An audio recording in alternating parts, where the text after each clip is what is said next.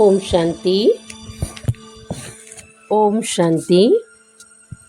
युद्ध जैसी परिस्थिति में स्थिर वही युधिष्ठिर।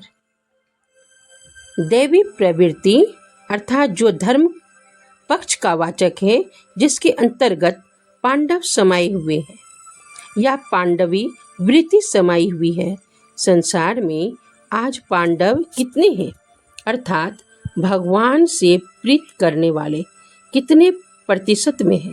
इसलिए दिखाया गया है कि 100 कौरव और 5 पांडव अर्थात मुट्ठी भर दुनिया को अगर 100% में ले लिया जाए तो उसमें से भगवान से प्रीत करने वाले संसार में कितने लोग होंगे? सिर्फ 5% लोग ही सच्चे रूप से ईश्वर से प्रीत करते हैं, स्वार्थ से नहीं, सच्चे दिल से। जो ईश्वर से प्रीत करता है वही धर्म पक्ष का वाचक है या वही पांडव है। उसमें भी युधिष्ठिर कितने प्रतिशत लोग होंगे? युधिष्ठिर का अर्थ है आध्यात्मिक व्यक्तित्व वाला।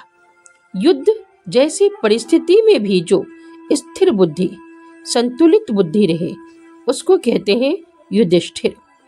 आज समय ऐसा है जहां जीवन में हर व्यक्ति को संघर्ष करना पड़ रहा है, जैसे जीवन ही एक युद्ध बन गया है।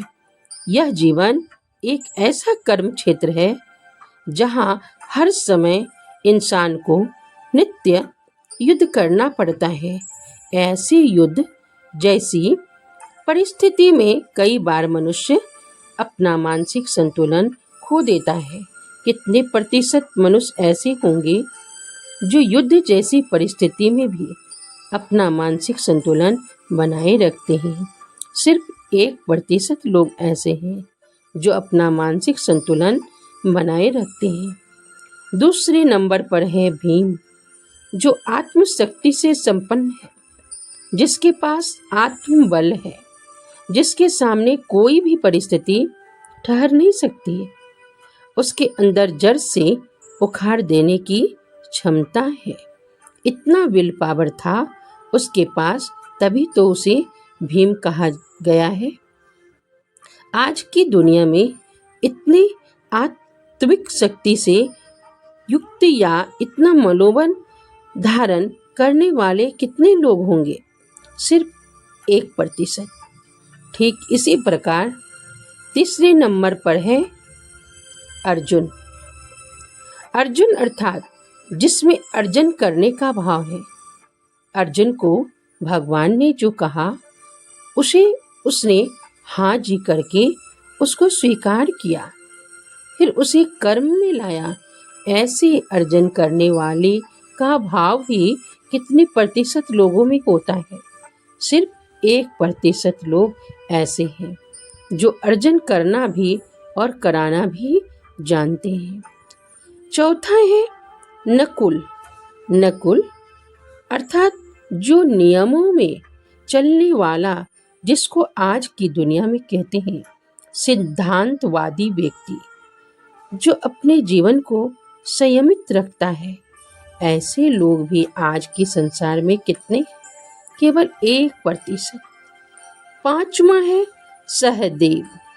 सहदेव अर्थात जो हर कार्य में अपना सहयोग देता है, विशेषकर जहाँ कहीं शुभ कार्य होता है, धार्मिक कार्य होता है, आध्यात्मिक कार्य होता है, वहाँ जो नित्य अपना सहयोग देने वाले हैं बिना किसी अपेक्षा के। ऐसे सहदेव भी आज संसार में कितने प्रतिशत होंगे? सिर्फ 1%। और वो सहयोग भी किस आधार से दे सकते हैं?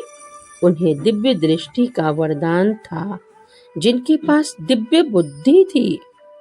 उस दिव्य बुद्धि से वो यथार्थ को अच्छी तरह से देख सकते थे, इसलिए उसको सहयोग देने वाला देवता अर्थात सहदेव कहा गया है।